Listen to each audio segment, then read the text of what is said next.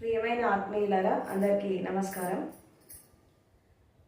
భారతదేశం అనేది ఒక జ్ఞానభూమిగా, ఎంతోమంది మహర్షులు ఋషులు జన్మించినటువంటి పుణ్యభూమిగా పురాతన కాలం నుంచి విరాజిల్లుతోంది. ఈ భూమిపైన ఎంతోమంది జ్ఞానులు పుట్టి వారి జ్ఞానంతో ఈ భూమిని పవిత్రం చేశారు. అలాంటి వారిలో గౌతమ బుద్ధుడు ధ్యానానికి, అదేవిధంగా ప్రకృతి ధర్మాలకి, సత్యాన్ని నిష్పక్షపాతంగా చెప్పే విధానానికి, ఒక మనిషి ఆధ్యాత్మిక ప్రయాణం చేయాలన్నా, భౌతిక ప్రపంచంలో ఎదగాలన్నా శీలం అనేది తప్పకుండా ఉండాలి. అదేవిధంగా సత్యంతో జీవించాలి, ధర్మంతో జీవించాలి. ధ్యాన సాధనతో పాటు సమాధిలోకి ప్రవేశించి నిర్వాణాన్ని అందుకోవాలి అని చెప్పి ధర్మానికి, ఆధ్యాత్మికతకి కొత్త నిర్వచనం ఇచ్చారు. అంటే ఇటు శాస్త్రీయతని, అటు ఆధ్యాత్మికాన్ని, ఈ రెండింటిని మమేకం చేసి ఒక నూతన ఒరవడిని సృష్టించడం జరిగింది. దాని తర్వాత మనకి ఎంతోమంది బౌద్ధ సన్యాసులు ఆ పరంపరలో వచ్చి వారి జ్ఞానాన్ని అందించారు. అదేవిధంగా బుద్ధుడి ధర్మం అనేది, బుద్ధుడు చెప్పిన జ్ఞానం అనేది కేవలం భారతదేశం వరకే పరిమితం కాకుండా అనేక దేశాలలో, ఎస్పెషల్లీ ఆసియా ఖండంలో అది విస్తరించింది. అంటే మన నైబరింగ్ కంట్రీస్, అంటే ఒకప్పుడు భారతదేశం అనేది అఖండ భారతంగా ఉండేది. అంటే ఇప్పుడు మనము చూస్తున్నటువంటి మన పొరుగు దేశాలు, అంటే నేపాల్ కానీ, మయన్మార్ కానీ, ఆఫ్ఘనిస్తాన్, చైనా, టిబెట్, థాయిలాండ్, ఇవన్నీ కూడా ఒకప్పుడు భారతదేశంలో అంతర్భాగంగా ఉండేది. వీటన్నిటిని అఖండ భారత్ అనేవాళ్ళు. దాని తర్వాత ఇండిపెండెన్స్ తర్వాత మనకి అనేక రకాల మార్పులు వచ్చేసి ఈ దేశాలన్నీ డివైడ్ అయిపోయినాయి, ఒక సపరేట్ కంట్రీస్ లాగా ఫామ్ అయినాయి. సో అట్లా బుద్ధుడి కాలంలో తర్వాత, ఆయన తర్వాత కూడా ఈ బుద్ధుడి యొక్క ధర్మం అనేది అండ్ అదేవిధంగా ఆయన జ్ఞానం అనేది ఇతర దేశాలలో విస్తరించింది, ఆసియా ఖండంలో విస్తరించింది. అలా అనేక మంది లామాస్, మాంగ్స్, అంటే టిబెటన్ మాంగ్స్ కానీ, నేపాల్లో ఉండే మాంగ్స్ కానీ, వియత్నాం, మయన్మార్, థాయిలాండ్, తైవాన్, ఇలా అనేక రకాల కంట్రీస్, చైనా, ఇట్లా అనేక రకాల దేశాలలో ఒక విధంగా చెప్పాలంటే భారతదేశం కంటే కూడా ఇతర దేశాలలో ఈ బుద్ధుడి యొక్క సిద్ధాంతం అనేది బాగా విస్తరించింది. అందులో భాగంగా మనకి ఎంతోమంది జ్ఞానులు బుద్ధ పరంపరలో బయటకు వచ్చారు.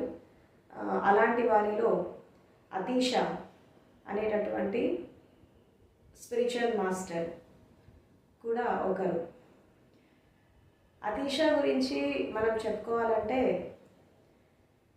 ఆయన సాధన మొదలుపెట్టినటువంటి క్రమంలో ఒక గురు పరంపరలో భాగంగా, అంటే జనరల్గా ఒక మనిషికి మానవ జన్మ వచ్చాక ఆధ్యాత్మిక సాధన చేయాలంటే మనకి కొన్ని రకాల పరంపరలలో ఒక గురువుతో సాధన చేస్తారు, కొన్ని రకాల పరంపరలు ఇద్దరు గురువులతో చేస్తారు.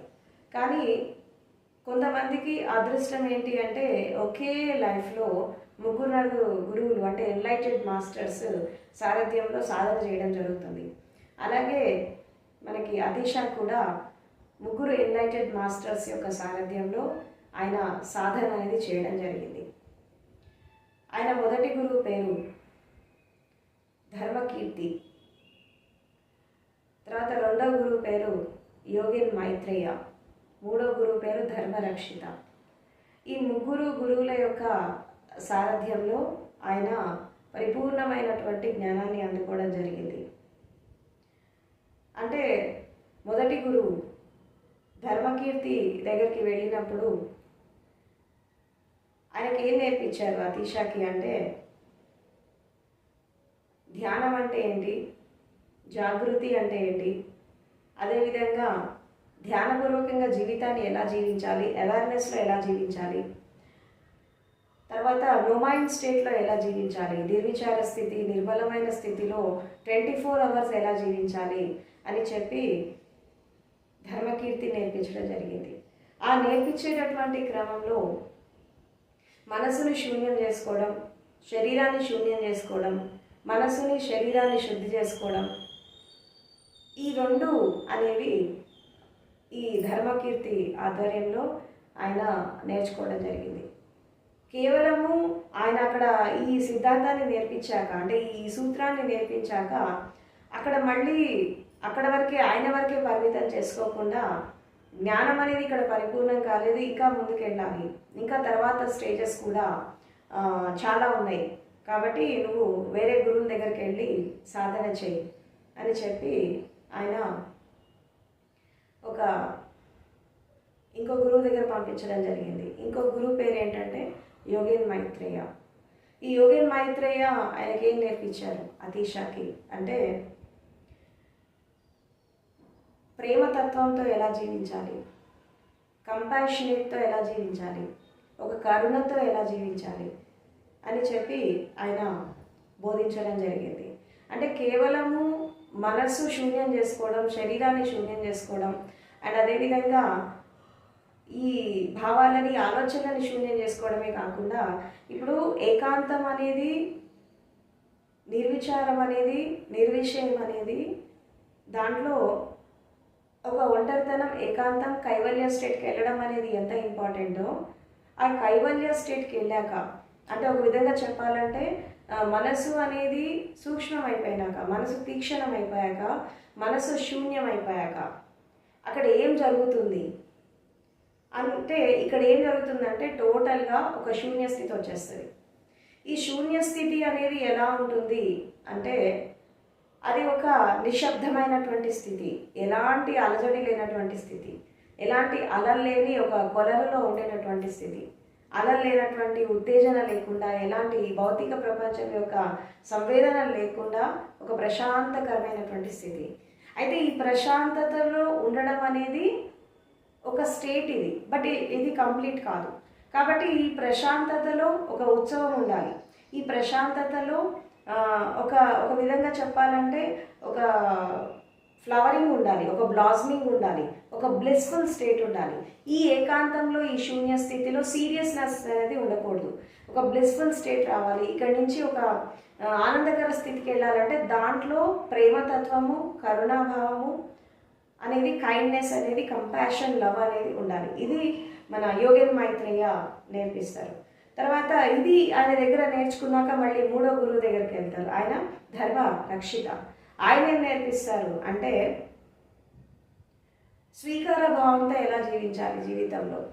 ఎందుకంటే మనిషికి ఎంత ప్రేమతత్వం ఉన్నా, ఎంత శూన్య స్థితి ఉన్నా, ఎంత జ్ఞానం ఉన్నా, యాక్సెప్టెన్స్ అంటే దీన్ని బుద్ధుడు దీన్ని తదాతా భావం అంటాడు, సచ్నెస్ అంటాడు. సచ్నెస్ అంటే ఏంటంటే ఒక మనిషికి జ్ఞానం ఉందా లేదా అనేదానికి ఒక కొలమానం ఏంటి అంటే తను ఎంత స్వీకార భావంతో జీవిస్తున్నాడు, ఎంత బ్యాలెన్స్గా జీవిస్తున్నాడు, ఎంత సమతతో జీవిస్తున్నాడు, ఎంత ఈక్వానిమస్గా జీవిస్తున్నాడు అనేది చాలా ఇంపార్టెంట్. ఎందుకంటే ఈ సమత అంటే ఈక్వానిమిటీ అంటే పరిస్థితి ఏదైనప్పటికీ కూడా తను తాను బ్యాలెన్స్ చేసుకొని ఎలా తను ఒక స్థితిలో అంటే ఒక విధంగా చెప్పాలంటే సమత అంటే స్థిత ప్రజ్ఞత, స్థితి ఏదైనా కానీ ప్రజ్ఞతో ఎలా జీవించాలి. ఒక ఉన్నతమైన స్థితికి వెళ్ళడానికి అన్నిటికంటే ముఖ్యమైనటువంటి స్థితి ఏంటంటే ఒకటి వివేకం ఉండాలి, జ్ఞానం ఉండాలి, తర్వాత స్థిత ప్రజ్ఞత ఉండాలి, అదేవిధంగా స్వీకార భావం ఉండాలి, ప్రేమతత్వము, కరుణ, మైత్రి భావం, తర్వాత ఉపేక్ష అంటే సమత.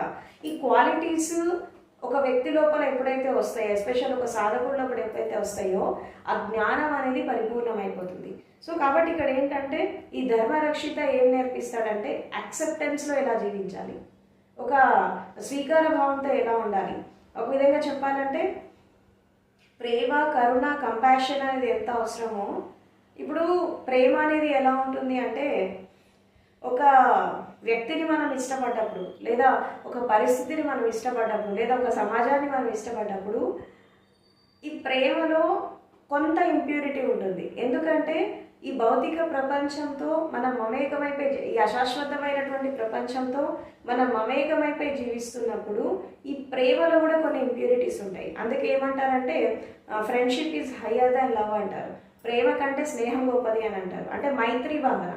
ప్రేమ అనేది హృదయ చక్రానికి సంబంధించింది అయితే మైత్రి భావన అనేది విశుద్ధి చక్రానికి సంబంధించింది. సో దీనికి దానికి కొంత తేడా ఉంటుంది. ప్రేమలో ఇవ్వడం తీసుకోవడం రెండు ఉంటాయి. ఈ ఇవ్వడం తీసుకోవడం గివ్ అండ్ టేక్ రిలేషన్షిప్స్ అనేవి ఇక్కడ ఏ మాత్రం ఇంబ్యాలెన్స్ అయిపోయినా ఆ ప్రేమ స్థానంలో ద్వేషం వచ్చేస్తుంది. ఆటోమేటిక్గా ద్వేషం వచ్చేస్తుంది. ప్రేమ కాస్త ద్వేషంలాగా మారిపోతుంది. ఎందుకు మారిపోతుంది అంటే ఈ ప్రేమలో కూడా తీసుకోవడం ఇవ్వడం అనే రిలేషన్షిప్స్ ఉంటాయి. అంటే కొంత ఎక్స్పెక్టేషన్ ఉంటుంది. అంటే అఫ్కోర్స్ ఒక మనిషిని ప్రేమించినప్పుడు, ప్రపంచాన్ని ప్రేమించినప్పుడు ఇవ్వడం అనేది ఎంత ఇచ్చినా ఏదో ఒక స్టేట్లో ఎదుటి వాళ్ళ నుంచి ఏదో ఒక విధంగా ఒకటి ఆశించడం అనేది ఒకటి ఉంటుంది. అది అక్కడ ఫుల్ఫిల్ కాలేనప్పుడు, అది అక్కడ అది నెరవేరినప్పుడు ఏమవుతుందంటే ప్రేమ స్థానంలో ద్వేషం వచ్చేస్తుంది. కాబట్టి ఈ ద్వేషము వచ్చినప్పుడు ఆ ప్రేమ అనేది వెళ్ళిపోతుంది, ఆ రిలేషన్ అనేది వెళ్ళిపోతుంది, ఆ అనుబంధం అనేది వెళ్ళిపోతుంది. కాబట్టి ఇక్కడ ఏమవుతుందంటే ఈ ప్రేమ కూడా ఒక మైత్రి భావనలాగా మారాలి. ఎందుకంటే ఫ్రెండ్షిప్లో ఏమవుతుందంటే కేవలం ఇవ్వడం ఉంటుంది, తీసుకోవడం ఉండదు. ఈ మెల్లిమెల్లిగా ఈ లవ్, కంపాషన్, తర్వాత ఈ ఫ్రెండ్లీనెస్ అనేది ఇది కొంచెం ఉన్నతమైన స్థాయికి వెళ్ళినప్పుడు, ఒక మనిషికి శక్తి వికాసం జరిగినప్పుడు, చైతన్య వికాసం జరిగినప్పుడు ఇదే ఒక దివ్య ప్రేమలాగా, దివ్య మైత్రిలాగా, ఒక విశ్వ వసుదైవ కుటుంబకం లాగా, ఒక విశ్వాన ప్రేమలాగా మారుతుంది. ఒక వ్యక్తి మీద ఉన్నటువంటి ప్రేమతత్వం అనేది అది సార్వజనీనమైనప్పుడు, సార్వభౌమికమైనప్పుడు, విశ్వవ్యాప్తమైనప్పుడు ఇదే విశ్వమానవ ప్రేమలాగా ఉంటుంది. అక్కడ ఇంకా ఈ అన్ని బౌండరీస్, అన్ని డిస్క్రిమినేషన్స్ అన్నీ వెళ్ళిపోతాయి.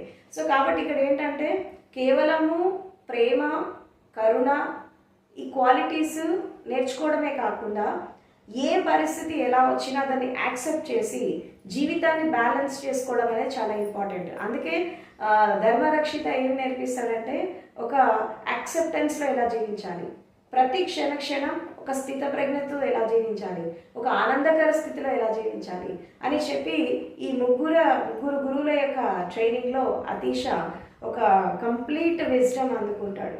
అంటే మొదటి గురువు శూన్య స్థితిలో ఎలా ఉండాలి, శరీర శూన్యత, మనశూన్యత, భావశూన్యతలో ఎలా వెళ్ళాలి.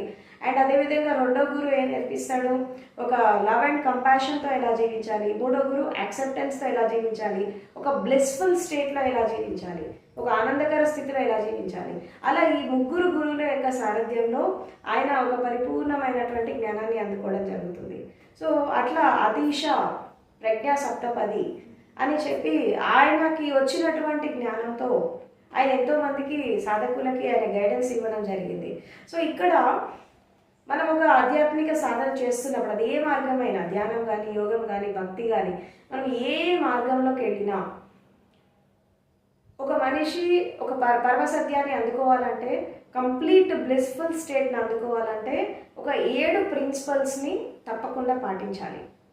7 ప్రిన్సిపల్స్. అందుకే ఇది ప్రజ్ఞా సప్తపది అంటారు. సప్త అంటే 7 అన్నట్టు. అంటే 7 అడుగుల్లో మనము ఒక జ్ఞానాన్ని ఎలా అందుకోవాలి. ఒకవేళ అలా అందుకోవాలంటే మనకి ఏమేమి ఉండాలి, మనకి ఏమేమి క్యారెక్టర్స్ ఉండాలి, ఒక సాధకుడు ఎలా జీవించాలి అని చెప్పి దీంట్లో ఆయన చెప్పడం జరిగింది. సో దాంట్లో ఫస్ట్ క్యారెక్టర్ ఏంటంటే మైండ్ ఈజ్ ద బ్యారియర్.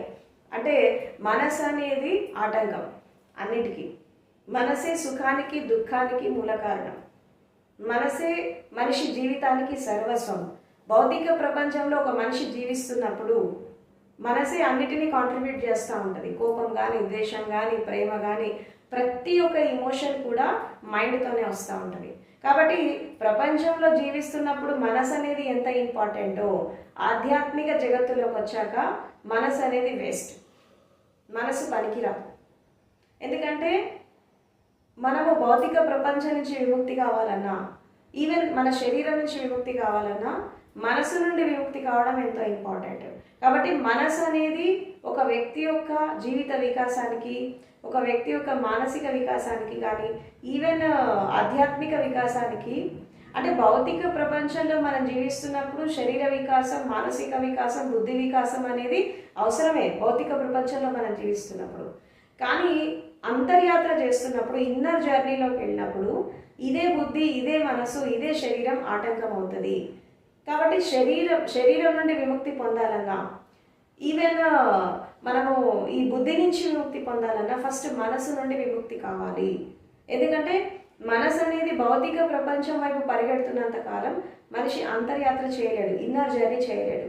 ఈ ఇన్నర్ జర్నీ చేయకపోతే మనిషి ఒక ఉన్నతమైన స్థాయికి ఎదగలేడు, ఒక పరమసత్యాన్ని అందుకోలేడు. కాబట్టి మనసు అనేది ఆటంకం, మైండ్ ఈజ్ ద బ్యారియర్. ఈ మనసుని ఎలా దాటాలి అని మన ఈవెన్ అతీషా కూడా తన ఫస్ట్ గురువు ఏం చెప్పాడు, మనసుని ఎలా శూన్యం చేసుకోవాలి, మనసుని ఎలా అతిక్రమించాలి, మనసు ఆలోచనల నుంచి ఎలా విముక్తి కావాలి, టోటల్గా ఒక శూన్య స్థితిలో ఎలా ఉండాలి, కంప్లీట్గా ధ్యానం నిర్విషయ మనహ అంటారు. అంటే నిర్విషయము, నిర్వాసన, నిరహంకారము, నిరాకారం. నిరాకారంలోకి వెళ్ళినప్పుడు అక్కడి నుంచి ఒక పరిపూర్ణమైనటువంటి స్థితిని ఎలా అందుకోవాలి అంటే మనసు అనేది ఆటంకం, మనసే సుఖానికి దుఃఖానికి మూల కారణం. ఈ మనసు ద్వారానే తృష్ణ అనేది ఏర్పడుతుంది, తృష్ణ ద్వారా అజ్ఞానం వస్తుంది, అజ్ఞానం ఉన్నంతకాలం సంస్కారాస్ ఉంటాయి, సంస్కారాస్ ఉన్నంతకాలం మనిషికి లైఫ్ ఉంటుంది, లైఫ్ ఉన్నంత వరకు దుఃఖం ఉంటుంది లైఫ్లో. ఈవెన్ బుద్ధుడు కూడా అదే చెప్తాడు, ఆర్య సత్యాలు ఇదే చెప్పాడు. సో కాబట్టి ఏంటంటే మనసు నుండి విముక్తి కావాలి. మనసు అనేది ఆటంకం. మనసు అనేది ఎలా ఉంటుందంటే అది మనల్ని ఒక సవ్యమైనటువంటి దిశలో తీసుకెళ్తున్నప్పుడు, ఒక మంచి మార్గంలో వెళ్తున్నప్పుడు, పాజిటివ్గా వెళ్తున్నప్పుడు ఈ మనసు ఒక మనిషిని ఉన్నతమైన స్థాయిలో నిలబెడుతుంది. ఇదే మనసు ఒక నెగిటివ్ వైపు వెళ్తున్నప్పుడు, ఒక అధపాతాళానికి తీసుకెళ్తున్నప్పుడు, ప్రపంచం వైపు వెళ్తున్నప్పుడు ఇదే మనసు మనిషిని పిచ్చివాడిని చేస్తుంది. కాబట్టి మనసు అనేది రెండు వైపులా పదునున్న కత్తి లాంటిది, దానికి వాడుకోవడం తెలియాలి. కాబట్టి మనసు బ్యారియర్ అని ఎందుకన్నారంటే ఈ మనసుని మన అధీనంలోకి తీసుకొచ్చుకొని మనోనిగ్రహం తెచ్చుకొని మనసు మీద దీన్ని ఏమంటారు, సెల్ఫ్ మాస్టరీ అంటారు. Self mastery is nothing but మనసు మీద ఆధిపత్యం, మనసును నిగ్రహం చేసుకోవడం, మనోనిగ్రహం చేసుకోవడం, ఇంద్రియ నిగ్రహం చేసుకోవడం. సో కాబట్టి మనసు అనేది అధీనంలోకి వచ్చినప్పుడు ఆటోమేటిక్గా బాడీ, ఇంద్రియాలు, అన్ని, జీవితం అన్నీ కూడా అధీనంలోకి వస్తాయి. ఎందుకంటే మనసే అన్నిటికీ మూలం. భౌతిక ప్రపంచంలో ఒక మనిషి జీవించాలన్నా, ఆధ్యాత్మిక యాత్ర చేయాలన్నా శరీరం, మనసు అనేది ఒక మధ్యస్థంగా ఉంటాయి. ఈ శరీరం, మనసు భౌతిక ప్రపంచం వైపు పరిగెడితే మనిషి సాధారణమైనటువంటి జీవితం జీవిస్తాడు. ఇదే శరీరం, ఇదే మనసు, ఇదే ఇంద్రియాలు అంతర్ముఖమైనప్పుడు ఒక వ్యక్తి ఆధ్యాత్మిక యాత్ర చేస్తాడు. కాబట్టి మనసు అనేది ఆటంకం, మనసు అనేది బ్యారియర్. కాబట్టి మనసుని శూన్యం చేసుకోవాలి. ఇది ఫస్ట్ స్టెప్. రెండవది ఏంటి అంటే మనము ఒక జర్నీ చేస్తున్నప్పుడు ఒక టెక్నిక్ పట్టుకొని వెళ్తాం మనం. అంటే ఒక సిద్ధాంతాన్ని కానీ, ఒక పద్ధతి కానీ, ఒక సూత్రాన్ని కానీ పట్టుకొని వెళ్తూ ఉంటాం. ఒక సూత్రాన్ని పట్టుకొని, ఒక పద్ధతి పట్టుకొని మనం ముందుకు వెళ్తున్నప్పుడు ఎప్పుడైతే మనకి ఆ సిస్టమ్ ఫాలో కావడం వల్ల, ఆ సూత్రం ఫాలో కావడం వల్ల 2 నెలలు, 3 నెలలు, సంవత్సరము ఆ టెక్నిక్ పట్టుకొని మనం ముందుకు వెళ్తే దానికి ఒక రిజల్ట్ వచ్చేస్తుంది. ఆ రిజల్ట్ వచ్చాక, ఆ టెక్నిక్ యొక్క ఫలితం అనేది వచ్చాక నువ్వు మళ్ళీ ఆ టెక్నిక్ని మోసుకొని తిరగద్దు. అంటే ఇప్పుడు చాలామంది సాధకులు ఏం చేస్తారంటే గురువుల మీద వ్యామోహం కావచ్చు, సంస్థల మీద వ్యామోహం కావచ్చు, టెక్నిక్స్ మీద వ్యామోహం కావచ్చు, ఇవన్నీ పెట్టుకొని వాళ్ళు ముందుకు వెళ్ళలేరు. అంటే ఈవెన్ ఇప్పుడు ఫర్ ఎగ్జాంపుల్ మనం ఒక నది దాటుతున్నాము, నది దాటడానికి మనము ఈత వస్తే ఈదుకుంటా వెళ్ళొచ్చు, మనం నడవగలితే వరద తక్కువ ఉంటే నడుచుకొని కూడా వెళ్ళొచ్చు, లేదంటే పడవ మీద వెళ్తాం. ఈ పడవ మీద వెళ్తున్నప్పుడు ఈ తీరం నుంచి ఆ తీరం దాటాక పడవని యూజ్ చేసుకుంటాం. ఎంతవరకు? అవతల తీరం దాటేంత వరకు. అవతల తీరం చేరిపోయాక ఈ పడవని ఇక్కడ వదిలేయాలి, నీళ్ళలోనే వదిలేయాలి. మళ్ళీ పడవ మీద వ్యామోహంతో ఒడ్డు చేరాక కూడా ఆ పడవ నెత్తిన పెట్టుకొని మళ్ళీ అవతల ఒడ్డుకి ప్రయాణం చేయొద్దు, ఆ పడవని అక్కడ వదిలేయాలి. ఈ ఆధ్యాత్మిక పద్ధతులు, ధ్యాన పద్ధతులు కానీ, యోగ పద్ధతులు కానీ, సమాధి సూత్రాస్ కానీ, ఈ పద్ధతులన్నీ కూడా పడవ లాంటిదే. ఈ తీరం నుంచి ఆ తీరం చేరాక, ఈ ఒడ్డు నుంచి ఆ ఒడ్డు చేరాక ఈ టెక్నిక్స్ అన్నిటిని వదిలేయాలి. ఇది సెకండ్ స్టెప్. మూడవది ఏంటి అంటే అవేర్నెస్తో జీవించడం, తర్వాత స్వీకార భావంతో జీవించడం, అదేవిధంగా సాక్షి భావంతో జీవించడం. ఎందుకు మనం జాగృతిలో జీవించాలి అంటే అసలు ధ్యానం అంటేనే జాగృతి. Meditation is nothing but awareness. మనము పుట్టినప్పటి నుంచి చనిపోయేదాకా మనిషి అజాగృతిలో జీవిస్తాడు. అంటే జనరల్గా కొంతమంది జ్ఞానులు ఏం చెప్తారంటే ఒక వ్యక్తి 100 ఇయర్స్ లైఫ్లో ఒక 70 నిమిషాలు కూడా జాగృతిలో జీవించడని అంటారు. కాబట్టి ధ్యాన సాధన చేసేవాళ్ళు, ఆధ్యాత్మిక సాధన చేసేవాళ్ళు జాగృతి క్షణాలను పెంచుకోవాలి, మనసు లేనటువంటి క్షణాలను పెంచుకోవాలి. అదేవిధంగా డిటాచ్మెంట్తో ఉండాలి, సమాజంతో డిటాచ్మెంట్, బంధాలతో డిటాచ్మెంట్. అంటే ఒక సాక్షి భావం. ఒక జాగృతి అనేది ఒక నడక అయితే సాక్షి అనేది ఒక దృష్టి. అంటే ప్రపంచాన్ని మనం ఏ దృష్టితో చూస్తే మనకు అలా కనబడుతుంది. కాబట్టి సాక్షి భావనలో జీవించడం, యాక్సెప్టెన్స్తో జీవించడం, అండ్ అదేవిధంగా జాగృతిలో జీవించడం, ఇది 3rd స్టెప్. ఇంకా 4th స్టెప్ ఏంటి అంటే, ఎప్పుడైతే మనం ఒక సిస్టంలో ప్రయాణం చేస్తున్నప్పుడు ఈ మనసు శూన్యత, శరీర శూన్యత ఎప్పుడైతే వస్తుందో ఈ ధ్యాన స్థితిని దాటి సమాధి స్థితిలోకి ఎంటర్ అవుతారు. ఈ సమాధి అంటే ఏంటి? జీవించి ఉండగా మరణించేటటువంటి కళ నేర్చుకోవడం. ఒక విధంగా చెప్పాలంటే ఆర్ట్ ఆఫ్ డయింగ్. అంటే ధ్యానం అనేది జీవించేటటువంటి కళ నేర్పిస్తే, సమాధి అనేది మరణించేటటువంటి కళ నేర్పిస్తుంది. అంటే జీవితం జీవించడం నేర్చుకోవాలి, అదేవిధంగా మరణించడం కూడా నేర్చుకోవాలి. మరణం యొక్క స్థితి ఎలా ఉంటుంది, ఒకవేళ డెత్ అనేది వస్తే ఆ స్టేట్ ఎలా ఉంటుంది, ఇవన్నీ కూడా మనం చాలా స్పష్టంగా అర్థం చేసుకోవాలి. అండ్ అదేవిధంగా ఒక స్థితిని మనం అందుకునేటప్పుడు, ఒక స్టేట్ని మనం అందుకునేటప్పుడు మధ్యలో ఎన్నో అవాంతరాలు వస్తూ ఉంటాయి, మనకి ఎన్నో హర్డల్స్ వస్తూ ఉంటాయి.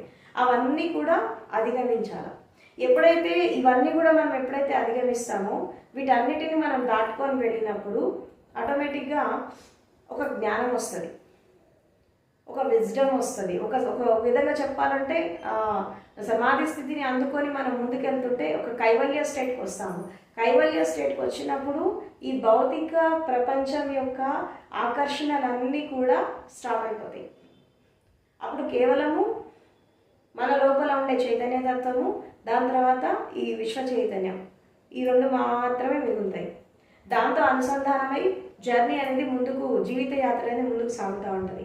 ఈ సాగుతున్నటువంటి క్రమంలో అంటే ఒక మనిషికి సెల్ఫ్ రియలైజేషన్, సెల్ఫ్ యాక్చువలైజేషన్ వచ్చాక, తను స్వయాన్ని అధ్యయనం చేశాక, స్వయం యొక్క వాస్తవికతను తెలుసుకున్నాక, స్వయం సాక్షాత్కారం చేసుకున్నాక, ఇక్కడ ఒక అహంకారం అనేది రాకూడదు. ఎందుకు అహంకారం రాకూడదు? జనరల్గా ఒక మనిషికి నేను, నాది అనే భావన చాలా ఉంటుంది. ఇప్పుడు ప్రపంచంలో నేనిది, నేనది అనుకుంటూ జీవిస్తూ ఉండడం, ఈ అహంకారం ఒక వేలో వెళ్తూ ఉంటుంది, ప్రాపంచిక అహంకారం అనేది. ఈ ప్రాపంచిక అహంకారం నుండి విముక్తి కావడం చాలా ఈజీ. కానీ ఈ ఆధ్యాత్మిక సాధనలో ముందుకెళ్తున్నప్పుడు ఈ జ్ఞానంతో కూడిన అహంకారం ఉంటుంది. దీని నుండి విముక్తి కావడం చాలా కష్టం. ఎందుకంటే ప్రపంచంలో అన్నిటికంటే హయ్యెస్ట్ స్టేట్ ఏంటంటే జ్ఞానాన్ని పొందడమే. ఎంత డబ్బున్నా, ఎంత స్టేటస్ ఉన్నా మనిషి జ్ఞానం అనేది లేకపోతే అది అసంపూర్ణంగానే ఉంటుంది. ఎందుకంటే మనిషి జన్మజన్మల యాత్రలో దేనికోసం తపన పడతాడు, దేనికోసం ఆలోచిస్తాడు, దేనికోసం తను ఈ యాత్ర చేస్తున్నాడు భౌతిక ప్రపంచంలో అంటే జ్ఞానం కోసమే. ఎప్పుడైతే ఆ జ్ఞానం అనేది అందుతుందో అక్కడ తెలియకుండా ఒక సూక్ష్మమైనటువంటి ఒక అహంకారం వచ్చేస్తుంది. అందుకే చాలామంది ఒక ఉన్నతమైన స్థానానికి వెళ్ళాక కూడా కింద పడిపోతారు. ఎందుకు పడిపోతారు? ఒక జ్ఞానం వచ్చాక కూడా కింద పడిపోతారు. ఎందుకు పడతారంటే ఈ అహంకారం చేయబట్టి. జ్ఞానంతో కూడిన అహంకారం ఎలా ఉంటుందంటే నేను జ్ఞానిని, I am this, I am that అని, అది కూడా ఒక ఈగోనే. అందుకే ఆధ్యాత్మిక సాధనకి, జ్ఞానానికి తొలిమెట్టు ఏంటంటే నేను పరమ అజ్ఞానిని అని చెప్పి స్టార్ట్ చేయడమే జ్ఞానానికి తొలిమెట్టు. ఎందుకంటే ఆధ్యాత్మిక యాత్ర చేస్తున్నప్పుడు మనకి జ్ఞానం వచ్చిన ఒక లెవెల్ వరకు మనకు ఒక సత్యం అర్థమైనా, జనన మరణాల రహస్యం అర్థమైనా, నిర్వాణ పదంలోకి వెళ్ళినా ఇక్కడ ఏం కావాలి అంటే జ్ఞానం అనేది అనంతమైనది. It's infinite journey. మనం ఎంత తెలుసుకున్నా తెలుసుకోవాల్సిన చాలా ఉంటుంది. కానీ నేను తెలుసుకుంది ఫైనల్, ఇదే ఫైనల్, నేను గ్రేట్ అని ఎక్కడైతే మనిషి అనుకుంటాడో అక్కడ లెర్నింగ్ అనేది వెళ్ళిపోతుంది, నేర్చుకునేటటువంటి కళ వెళ్ళిపోతుంది. తను తెలుసుకుందే ఫైనల్ అనుకుంటాడు, తనకు అర్థమైందే ఫైనల్ అనుకుంటాడు. కానీ ఆధ్యాత్మిక యాత్రకి అంతం లేదు, జ్ఞానానికి అంతం లేదు, విశ్వానికి అంతం లేదు. ఎంత తెలుసుకున్నా తెలుసుకోవాల్సింది చాలా ఉంటుంది. ఎవ్రీ మినిట్ ఒక లెర్నింగ్, ఎవ్రీ మినిట్ ఒక స్వాధీనం అనేది జరుగుతూ ఉండాలి, బయట అధ్యయనం అనేది జరుగుతూ ఉంటుంది. విజ్ఞానానికి కానీ జ్ఞానానికి కానీ అంతం ఉండదు. నేను తెలుసుకుంది ఫైనల్, ఇదే ఫైనల్, ఇదే ఫైనల్ అనుకొని ఆ జ్ఞానంతో కూడిన అహంకారం ఎవరైతే పెంచుకుంటారో వాళ్ళు ఉన్నతమైన స్థాయి నుంచి మళ్ళీ పడిపోతారు, మళ్ళీ జీరో నుంచి జర్నీ స్టార్ట్ చేయాల్సి ఉంటుంది. కాబట్టి జ్ఞానంతో కూడినటువంటి అహంకారం అనేది ఉండకూడదు. అందుకే ఒక వ్యక్తికి ఎంత జ్ఞానం ఉన్నప్పటికీ కూడా నేను పరమ అజ్ఞానిని, ఇప్పుడు నాకు అన్నీ తెలుసు అనుకునే వాళ్ళు ఏమి నేర్చుకోరు, వాళ్ళ జర్నీ అక్కడ ఆగిపోతుంది. నాకు ఏమీ తెలీదు అనుకున్నప్పుడే నేర్చుకోవడానికి ప్రయత్నం చేస్తూ ఉంటారు. కాబట్టి ఎంత తెలిసినా తెలియనట్టే ఉండాలా, ఎంత ఉన్నా ఒదిగిపోవాలి. తర్వాత ఎంత హైయెస్ట్ స్టేట్లో ఉన్నా మనిషి సింపుల్ లివింగ్, సింప్లిసిటీ, తర్వాత ఒక వినమ్రత, ఒక వినయము, విధేయత, ఒక క్రమశిక్షణ అనేది ఉండాలి. కాబట్టి నేను పరమ అజ్ఞానిని అని ఎవరైతే జర్నీ స్టార్ట్ చేస్తారో వాళ్ళే జ్ఞానంలో ముందుంటారు. నాకు అంతా తెలుసు అనుకున్నప్పుడు ఏమీ తెలియకుండా అయిపోతారు. ఎందుకంటే జ్ఞానోదయంలో కూడా చాలా స్టేజెస్ ఉంటాయి, సమాధిలో కూడా చాలా స్టేజెస్ ఉంటాయి. ఇవన్నీ అందుకొని మనం ముందుకు పోతున్నప్పుడు ఇది ఫైనల్, అది ఫైనల్ అని ఎలా అనుకుంటాము? ఇట్స్ జర్నీ నడుస్తూ ఉంటుంది. కొంతమంది ముందు ఉంటారు, కొంతమంది వెనకాల ఉంటారు. కాబట్టి గురుస్థానంలో ఉన్న, ఒక బ్రహ్మర్షి స్థానంలో ఉన్న, మహర్షి స్థానంలో ఉన్న, ఋషి కానీ ముని కానీ మీరు ఏ స్థానంలో ఉన్నా సరే ఒక లెవెల్ ఉంటుంది, ఒక స్థితి ఉంటుంది. కాబట్టి నాకు తెలిసిందే ఫైనల్, నేనే గ్రేట్ అని అనుకోవడానికి లేదు. ఎందుకంటే ఏది ఫైనల్ కాదు, జ్ఞానానికి అంతం లేదు. తెలుసుకున్న కొద్దీ ఇంకా చాలా మిస్టరీస్, రహస్యాలు ఓపెన్ ఉంటాయి. కాబట్టి ఇక్కడ నేను పరమ అజ్ఞానిని అని అనుకున్నప్పుడే జ్ఞానానికి బీజం పడుతుంది. కాబట్టి ఇలా ఎప్పుడైతే ఎంత తెలిసినా ఒక వినమ్రతతో, వినయ విధేయతతో, ఒక భక్తిభావంతో, ఒక సరెండర్నెస్తో, అన్నిటికంటే కావాల్సింది ఏంటంటే శ్రద్ధ, తర్వాత సమర్పణ, ధ్యానము, యోగము, తర్వాత భక్తిభావం, అదేవిధంగా ఆత్మనివేదన. ఇవన్నీ ఈ 6 క్వాలిటీస్ అనేవి ఒక సాధకుడి లోపల వచ్చినప్పుడు అప్పుడు తను ఏ స్థితిలో ఉన్నా, ఎంత హయ్యెస్ట్ స్టేట్లో ఉన్నా, తనే భగవంతుడిలాగా ఉండొచ్చు కాక అయినప్పటికీ కూడా మనిషికి కొన్ని లిమిటేషన్స్ ఉంటాయి, మానవ జన్మకి కొన్ని లిమిటేషన్స్ ఉంటాయి, కొన్ని హద్దులు ఉంటాయి. అది ఎప్పుడు దాటకూడదు. కాబట్టి ఫస్ట్ది మనసు అనేది ఆటంకం, రెండవది లవ్ అండ్ కంపాషన్తో జీవించడం, స్వీకార భావంతో జీవించడం, తర్వాత జాగృతి సాక్షిలో జీవించడం, అండ్ అదేవిధంగా ఎంత జ్ఞానం ఉన్నప్పటికీ ఒదిగి ఉండడం, ఎంత తెలిసినా ఒక సింపుల్ లైఫ్ని లీడ్ చేయడం, నేను పరమ అజ్ఞానిని అని చెప్పి అర్థం చేసుకొని ఇంకా జ్ఞానం వైపు అడుగులు వేయడం. అండ్ తర్వాత ఈ టెక్నిక్స్, మనం ఏదైతే ఒక టెక్నిక్స్ని ఫాలో అవుతున్నామో దాని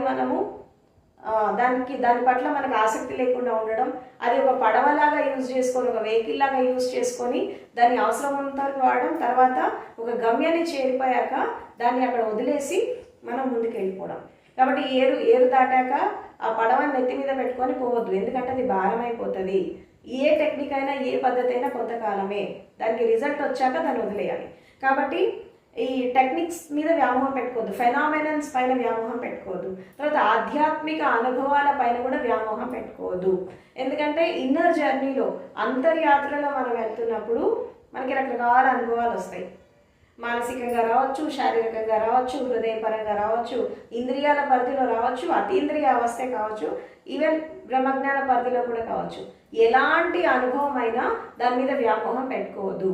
ఎందుకంటే ఎక్కడ ఆగిపోవద్దు. మన జర్నీ ముందుకు సాగాలంటే అనుభవం వచ్చినప్పుడు దాన్ని చూడాలా. ఎలా చూడాలి? అనుభవం వచ్చినప్పుడు జాగృతిలో ఉండాలా, దాన్ని మనం దర్శించేటప్పుడు సాక్షిలాగా ఉండాలి. అందుకే ఇక్కడ మనకి అష్టావక్ర మహాగీతలో ఒక విషయము సాక్షిభావం మీద బాగా నడుస్తూ ఉంటుంది. మహాగీత కానీ, అవధూత్ గీత కానీ, ఇవన్నీ కూడా సాక్షి తత్వంతో ఎక్కువ ఉంటాయి. అక్కడ వాళ్ళు ఏమంటారంటే, నువ్వు కేవలం నీ శరీరానికి, మనసుకి, ఇంద్రియాలకే కాదు, ఈ విశ్వానికి కూడా నువ్వు సాక్షిలాగా ఉన్నావు, సర్వానికి సాక్షిలాగా ఉన్నావు. కాబట్టి ఏ అనుభవం వచ్చినా, ఎలాంటి అనుభవం వచ్చినా దాన్ని చూడు, దాన్ని దర్శించు, అనుభవించు, కానీ ఎలా? సాక్షిలాగా ఉండి. ఆ అనుభవంతో అటాచ్ కావద్దు, ఆ అనుభవంతో మింగిల్ కావద్దు. ఎంత పెద్ద ఎక్స్పీరియన్స్ అయినా సాక్షిలాగా ఉండాలి. ఎందుకంటే ఈ విశ్వానికి, ఈ సర్వానికి ఉండేటటువంటి ఈ మనం అనుకునే విశ్వశక్తి కానీ ఇవన్నీ కూడా ఎలా ఉంటాయంటే సాక్షిలాగా ఉంటాయి. మనం దాంతో ఒకటైపోవాలంటే సాక్షి కావాలి. సో కాబట్టి ఈ 7 ప్రిన్సిపల్స్ ఏవైతే ఉన్నాయో ఈ అతీష అనేటటువంటి స్పిరిచువల్ మాస్టర్ సాధకులకు ఇవ్వడం జరిగింది. కాబట్టి ఈ ప్రజ్ఞా సప్తపది దీన్ని అర్థం చేసుకొని, అంటే ఒక లైఫ్లో 3 గురువుల దగ్గర సాధన చేసి, ఒకే లైఫ్లో 3 ఎన్లైటెడ్ మాస్టర్స్ దగ్గర సాధన చేసి ఆయన చాలా ప్రిన్సిపల్స్ ఇవ్వడం జరిగింది. సో కాబట్టి ఈ ప్రజ్ఞా సప్తపదిని ప్రతి ఒక్క సాధకులు అర్థం చేసుకోవాలా. అండ్ తప్పకుండా స్పిరిచువల్ జర్నీ చేసేటప్పుడు ఈ 7 ప్రిన్సిపల్స్ దృష్టిలో పెట్టుకొని సాధన చేయాలి. సో కాబట్టి దీన్ని అర్థం చేసుకొని ముందుకెళ్తారని నేను ఆశిస్తున్నాను. Thank you very much.